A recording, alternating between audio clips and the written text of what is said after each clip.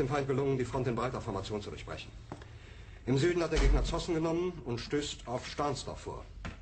Der Feind operiert jetzt am nördlichen Stadtrand zwischen Frohnau und Pankow. Und im Osten ist der Feind bis zur Linie Lichtenberg-Marsdorf-Karlshorst gelangt. Mit dem Angriff Steiners wird das alles in Ordnung kommen. Mein Führer,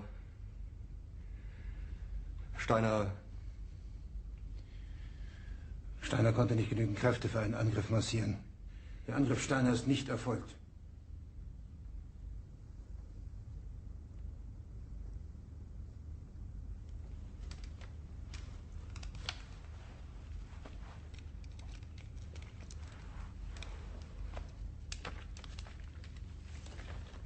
Es bleiben im Raum Keitel, Jodl, Krebs und Burgdorf.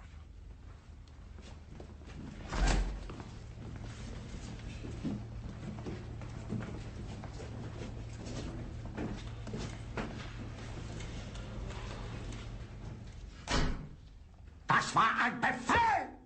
Der Angriff Steiners war ein Befehl! Wer sind Sie, dass Sie es wagen, sich mein Befehl zu widersetzen? So weit ist es also gekommen. Das Militär hat mich belogen! Jeder hat mich belogen, sogar die SS! Die gesamte Generalität ist nichts weiter als ein Haufen niederträchtiger, treuloser Feiglinge! Mein Führer, ich kann nicht zulassen, dass die Soldaten, die für Sie verbringen... Nicht als Feiglinge! Verräter, Versager! Mein Führer, was Sie da sagen, ist ungeheuerlich. Die Generalität ist das Geschmeiß des deutschen Volkes! Sie ist ohne Ehre!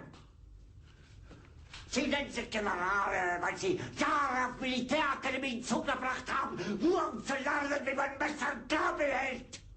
Jahrelang hat das Militär meine Aktionen nur behindert. Es hat mich gegen nur ersichtlichen Widerstand in den Weg gelegt. Ich hätte gut daran getan, von Jahren alle höheren Offiziere liquidieren zu lassen, wie Stalin.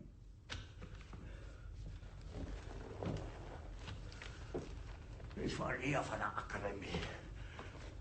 Und doch habe ich allein auf mich gestellt, ganz Europa erobert. Verräter!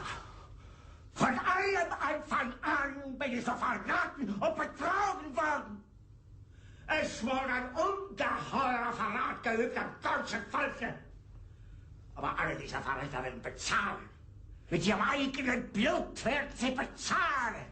Sie werden das saufen in ihrem eigenen Blut.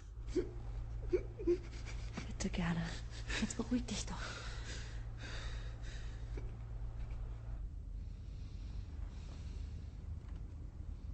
Meine Befehle sind in den Wind gesprochen.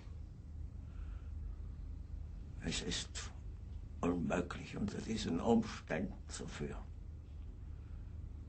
Es ist aus.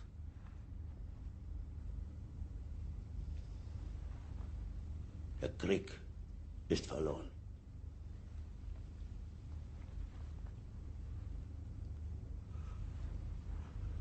Aber wenn Sie, meine Herren, glauben, dass ich deswegen Berlin verlasse, irren Sie sich gewaltig.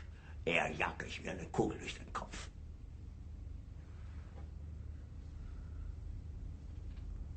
Tun Sie, was Sie wollen.